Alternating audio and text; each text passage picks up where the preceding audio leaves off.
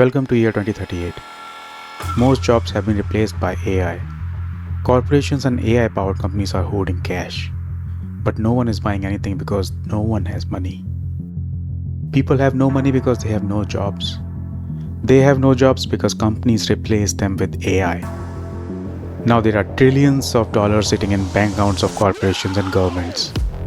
But this money is useless. There are no buyers now, only sellers.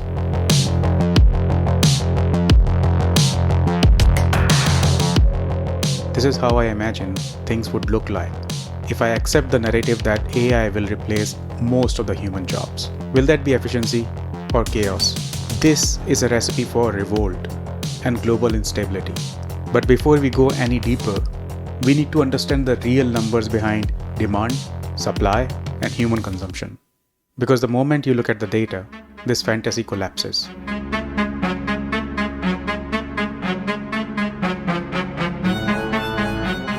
Most of the global economy is powered by human consumption. In the United States, private consumption accounts for 68.8% of GDP. Globally, household consumption makes up about 66.8% of GDP across 102 countries. World consumer spending in 2023 was $59.98 trillion USD. If people lose income, this all collapses, and not gradually, immediately. Income comes from jobs. Jobs create purchasing power. Purchasing power drives consumption. Consumption keeps companies alive. 1 in 4 jobs worldwide is exposed to generative AI. It's estimated that AI could replace the equivalent to 300 million full-time jobs. Studies estimate that about a quarter of all jobs in the US and Europe could eventually be done by AI entirely. If that happens without balance, the income disappears and demand collapses. And that is the economic paradox. Imagine an economy where companies automate everything, where AI does all the work, where humans are removed from production. But the moment you remove humans from production, you also remove them from consumption. When you remove consumption, you remove revenue. Remove revenue and you remove profit. Remove profit and you remove the company. And this is the part no one in the hype cycle talks about. Companies need buyers. Buyers need income. Income comes from jobs. Even if corporations become AI first, they cannot escape this fact. Production only matters if someone can afford the output.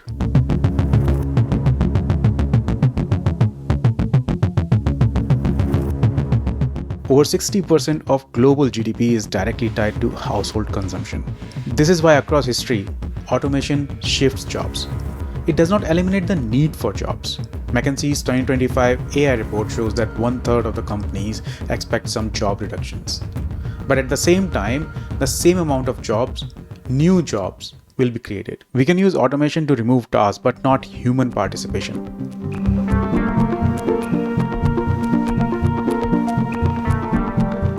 So let us look at this from two lenses. First, what you can do now. You accept AI. You adapt. You become AI enabled. You do not know what future looks like, but that should not stop you from preparing today. And second, what governments can and must do. To start with, they need to put a tighter leash on the AI companies, on revenues, on valuations, and on workforce replacement. If a company replaces more than 30% of their workforce with AI, they should be treated differently when it comes to paying taxes, an AI tax, and use that money to build a universal basic income. Because government cannot allow millions of its citizens to go too poor or too desperate. If they fail at this, society collapses. So one thing is certain, that governments will intervene. And the only question is, how soon? So the next time when someone says that AI will replace all the jobs, just follow the chain all the way to the end. Because a world without jobs is not a world run by AI. It is a world without customers. And a world without customers collapses way before machines take over. Because replacement is not the future. Rebalancing is. Human and AI coexisting because the system requires human demand to survive. Prepare, learn, adapt. Stay ahead of the curve.